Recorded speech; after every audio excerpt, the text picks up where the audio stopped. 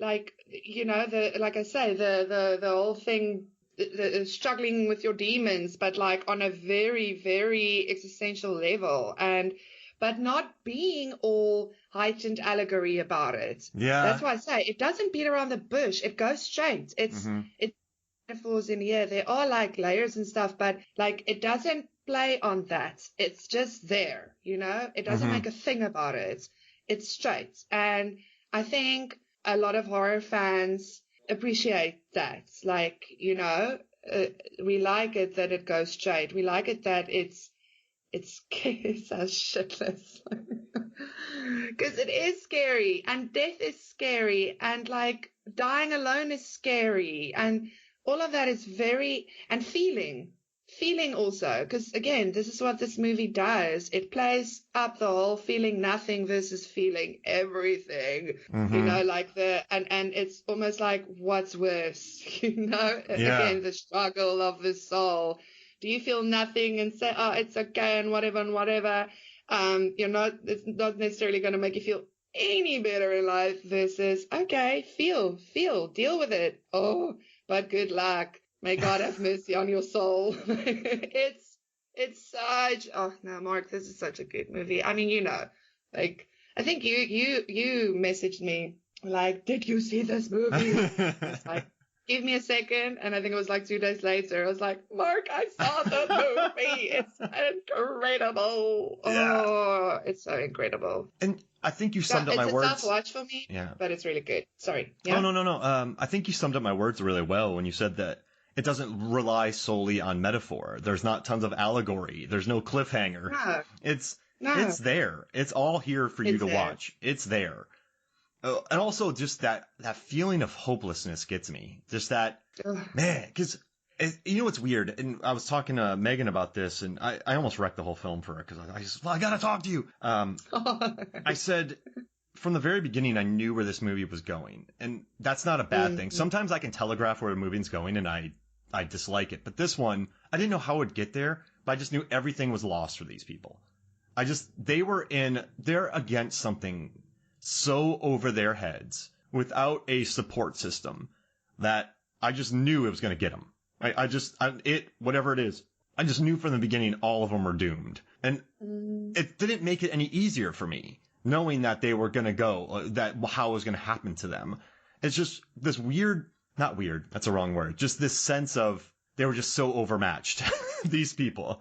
And that speaks to me in a lot of films where these people just don't have a chance. And I don't know why that connects with me so much. It's interesting you say that because, just like a quick note on this, you're absolutely right. It was very clear from a very, very early on in the movie that these people were doomed because clearly trauma was at the forefront of the day. Listen, if you're going to if you have to deal with suicides and stuff, that trauma, it's a lot. It's like, it got you, and I think that's also a reason why we love this movie so much and appreciate it, because it doesn't beat around the bush, because a lot of movies, we're used to movies like showing someone going through trauma, but then makes it out the other way, other side, woo, woo. And, that's all good. We need those too, because otherwise we would all just end up like the people in this movie. But at the same time, like if you are going to constantly show people that has been through stuff, those kind of movies, that's not going to actually help them, because in a way they're going to feel like, they starts becoming like a disconnect. Like, okay, and this movie is very much more relatable because we don't want to constantly be aware of what this movie is saying and showing, but it's also good to be aware of it. Also not pretend like this isn't real. Like, it's difficult, it's hard, it can get horrific, it will probably never go away. It's got you, but at the same time, not be completely like hopeless about it, if that makes any sense. No, absolutely. And but so I just wanted to say that. But then, like what you say, why, you feel for these people and stuff. I've been doing some director Bong movies from Parasite, I've been doing some sets for Cracked on his movies. Ooh, Memories of Murder? He loves using characters like, what does he call them? Lovable losers, the host, and Parasites. And like, he loves using the lovable loser characters. And it's like, these guys, they're doomed. It's not like his movies end well for any of them. Like the host, Parasite, it's very sad and it's very tragic. And you so feel for them. And I just think it again plays back into what I've been saying just now of we love our superhero movies. We love the character makes it out and they prevail and it's cool. It gives us hope and whatever. But at the same time, these type of characters in a way are more relatable because hands up, who of us really feel like we're super people and like, like we all do feel weak a lot of the times. We do feel like we're in over our heads. So I do think that's also a reason why we feel so much for these people, even more so. I just think in a way it's almost more relatable. Like we need hope, but we also need to see ourselves like the way we feel sometimes, Not necessarily, I don't want to say the way we are, because, we probably don't see ourselves the way we really are. Mm-mm. That's all like a therapy session. But your hour's up. No, I'm joking. Yeah. Like there's, I love what you're saying though. There's a time and place for catharsis, and this film would have been cheapened with that. Absolutely. Right. There's really a time and place to be real about things as well. Like, that we use a lot of things to cope in life and to make us not go over to the dark side and make us not give up all hope and make us at least try to go on. And that's all good. But at the same time, we should really not pretend like we are not dealing with all these stuff because, that would also that's not helping anyone, is what I'm saying. All right, how about this? Let's take a quick break, and then when we come back, we'll talk more Dark and the Wicked, because we still need to talk about that lady who comes to the house, the priest. There's still a lot to cover. So we'll take a quick break, and then when we come back, we'll talk more Dark and the Wicked. We'll be right back. Welcome back to Movies, Films, and Flicks. We got to talk about Xander Berkeley and his priest character, because that's the biggest question I have about this movie is this priest. So one day when Michael's coming home, Michael Abbott Jr. is coming home, he sees this priest. This priest gives him a cross. We know that these crosses were being stacked. We knew that Virginia was collecting these crosses. She had dealt with this priest. They had this really squirrely conversation. And it's pretty interesting, too, where you have this priest coming in their home. He's squirrely. And then Michael and Luis, they seem to react really strongly anti-religion. So this priest is in their home, and they're really kind of mad at them, just being in their home. And so you have this weird scene where the priest leaves, but later on the priest comes back, this white eyes, it won't come in the house, it disappears. I got goosebumps again. So you have this priest, and she calls this man again from the card, and it's another man who's in Chicago, and he had a daughter named Louise who committed suicide. That's my main thing with this film, is because I don't understand that. Were you able to wrap your head around this moment? Honestly, no. Something that, like, when I saw it again now, this afternoon when I watched it, I was again like, what?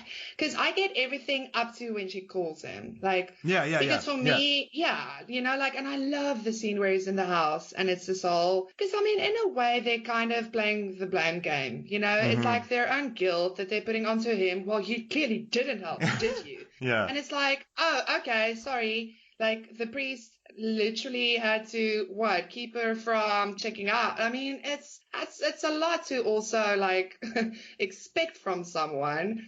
But, I mean, that was clearly also their guilt playing into it a lot. Again, a great way to use religion to, like, show all these things that we do and whatever. But, yeah, like, and I loved when he came back and it was, the wolf. Because in the house he also said, you think the wolf cares that he's a wolf? Yeah. Oh, so good. And he's so good also. Xander is so good in this. And he is good though. I mean, but anyway, and I think that he plays Trevor Lyle in Candyman. Yeah, he does. He gets wiped out. Yeah. Oh, no, wait. Yeah, he does. In the bathroom. Yeah. Anyways, and so, like, I love it when he comes back and he's like the wolf, because I felt like in a way, so they kind of put the blame on him. and that's what they believed. Like, he didn't help. He was like, he brought all of this into their mother's life and whatever. So they kind of made him the wolf, which I also kind of liked. But yeah, then with the phone call. That wasn't necessary, correct? Right? I think like that was the only thing that, but like this movie is so, full and rich with so much that I almost immediately forget about it. But yeah, every time I watch it, I am like, okay. I think it was just another compounded thing, but I feel like I'm missing something there. And I haven't seen anyone really talk about it or ask questions about it. So I'm glad you did, because I was going to ask you it if you didn't ask me. So, like, what is that, Mark? This isn't exactly articulate, but there are movies that that ask good questions and that you leave with good questions. But then there's also movies where there's bad questions. Yeah. If you walk out of a movie and go, "What was that? Why? How did that guy jump 70 feet?" That's a bad question, but. That's there's questions in this film, like what is it, who is it? I think those are good questions. The one question that I have that I would, air quotes bad is, she calls this priest and he's in Chicago and he had a daughter named Louise who committed suicide. So it's just, he had never been down to Texas. And so I think maybe like that was part of just adding to the whole supernatural thing of the movie, but yeah, I don't know if that was really necessary.